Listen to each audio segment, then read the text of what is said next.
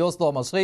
ശ്രീമതി ആശ ഉണ്ണിത്താൻ, ഇത് ദിലീപിനെ പെടുത്തുന്ന ഒരു കേസായി മാറുകയായിരുന്നു. അതിൽ നിന്ന് സമർത്ഥമായിട്ട് അദ്ദേഹത്തിന് രക്ഷപ്പെടുവാനും സാധിച്ചു. അതിന് കാരണം പ്രോസിക്യൂഷൻ തെളിവുകൾ നിരത്താൻ സാധിക്കാത്തതാണ്. താങ്കൾ അങ്ങനെ കരുതുന്നുണ്ടോ?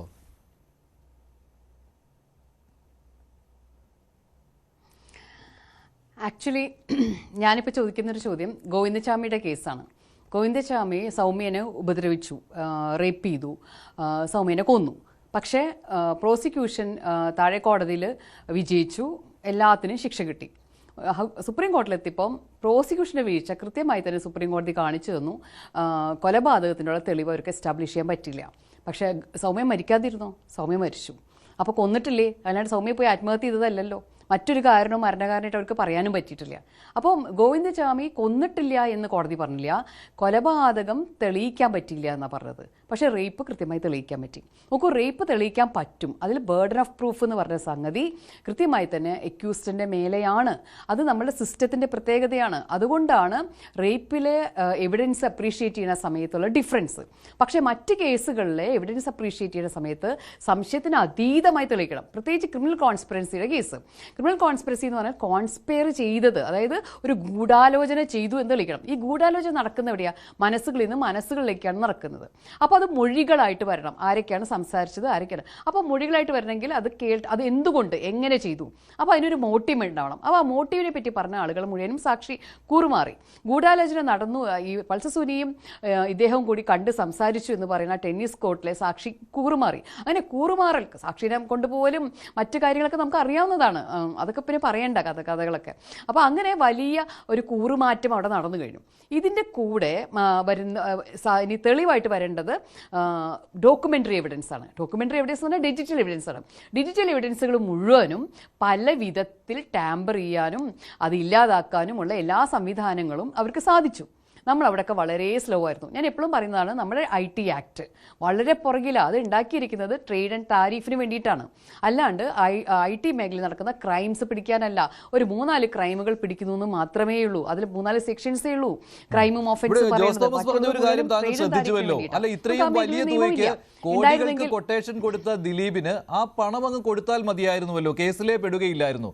അത് അങ്ങനെ ഉണ്ടായില്ല. ദിലീപ് ആ പണം കൊടുത്തില്ല. അത് മാത്രമല്ല, അതിനേക്കാൾ വലിയ തുക ഈ കേസ് നടത്തിപ്പിന് വേണ്ടി ചെലവഴിക്കുകയും ചെയ്തു.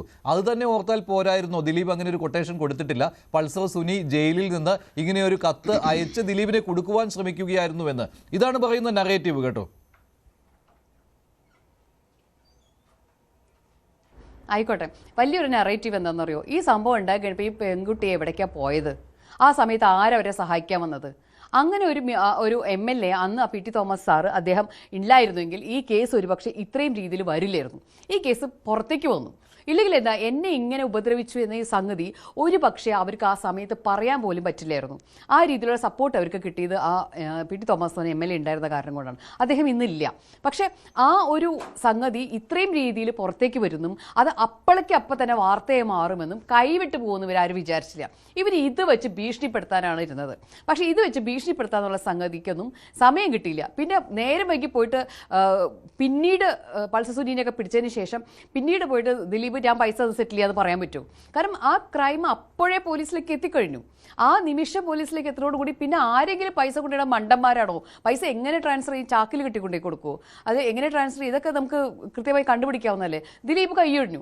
ഈ കൈയൊഴിഞ്ഞ ദിലീപിലേക്ക് എത്താൻ മറ്റു മാർഗമില്ലാത്തത് കൊണ്ട് കത്തെഴുതി. കൃത്യമാണത്. നിങ്ങൾക്ക് മാർട്ടിൻ്റെ വാക്കുകൾ വിശ്വസിക്കാമെങ്കിൽ നിങ്ങൾക്ക് സുനിയുടെ വാക്കും വിശ്വസിക്കാമല്ലോ. പക്ഷെ നിങ്ങൾ എന്തുകൊണ്ട് വിശ്വസിക്കുന്നില്ല? അതേസമയം അതിജീവിതയ്ക്ക് നീതി കിട്ടി എന്നാണ് പറയുന്നത്. കാരണം 6 പേർ ശിക്ഷിക്കപ്പെട്ടു.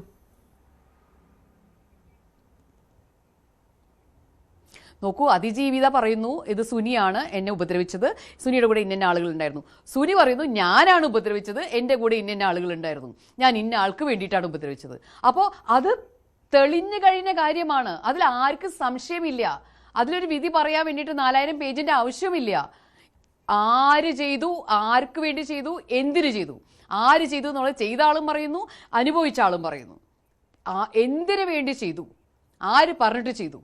അതിപ്പോഴും സൗമ്യ മരിച്ചു, കൊലപാതകമാണ് എന്ന് നമുക്ക് എല്ലാവർക്കും അറിയാം. അതുപോലെ തന്നെ ഇത് കൊട്ടേഷനാണെന്ന് നമുക്കറിയാം. കൊട്ടേഷൻ്റെ ആ തെളിവ് കിട്ടിയില്ല എന്ന് മാത്രം. അത്രയുള്ളൂ വ്യത്യാസം. അപ്രീസിയേഷൻ ഓഫ് എവിഡൻസ്, അതിൽ മാത്രമേ പ്രശ്നം വന്നിട്ടുള്ളൂ. അല്ലാണ്ട് നമ്മൾ ഒളിമ്പിക്സ് മതിൽ ചാടി അല്ലെങ്കിൽ ട്രപ്പീസ് കളിച്ചിട്ടൊന്നും ഇത് എന്താ പറയുക ഗോൾഡ് മെഡൽ എടുത്തിട്ട് പടക്കം പൊട്ടിക്കുന്നതോ ദീപാവലി ആഘോഷിക്കുന്നതോ ഇലക്ഷന് വിജയിച്ചതോ ഒന്നും അല്ല ഇവിടെ. ഇനിയും കോടതികൾക്ക്, മേലുള്ള കോടതികൾക്ക് കേസ് തിരിച്ച് ഇൻവെസ്റ്റിഗേഷന് വേണ്ടി അയക്കാം, തിരിച്ച് വാദം കേൾക്കാൻ വേണ്ടി അയക്കാം.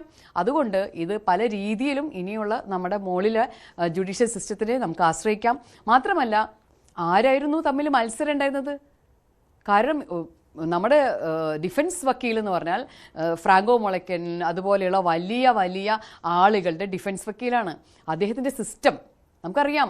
ഒരു ഇതൊക്കെ ഉണ്ടാക്കി വീണ്ടും അതുപോലെ അവർ സഞ്ചരിച്ച് എന്തൊക്കെ രീതിയിലാണ് അവർ ഇത് റിഹേഴ്സലൊക്കെ ചെയ്ത് അവർ പഠിച്ചത്.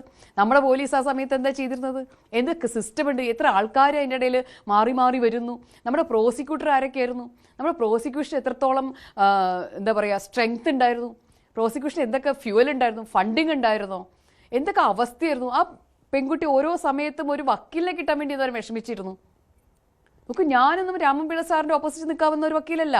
ഞങ്ങൾ അങ്ങനെ നിൽക്കാവുന്ന വക്കീലന്മാരെ വാങ്ങിച്ചു കൊടുക്കാൻ നമ്മുടെ സർക്കാരിന് കഴിഞ്ഞിട്ടില്ല. പിന്നെ അതിജീവിതയ്ക്ക് ഒരു വക്കീലുണ്ട്. അതിജീവിതയുടെ വക്കീലിന് വായ തുറന്ന് ഒരു ചോദ്യം ചോദിക്കാനോ ഹെൽപ്പ് ചെയ്യാനോ എന്തെങ്കിലും പറ്റുമോ? അതിജീവിതയുടെ വക്കീൽ വെറുതെ കോടതി കയറി പ്രസന്റ് ആയിട്ടിരിക്കാൻ മാത്രമേ പറ്റുള്ളൂ.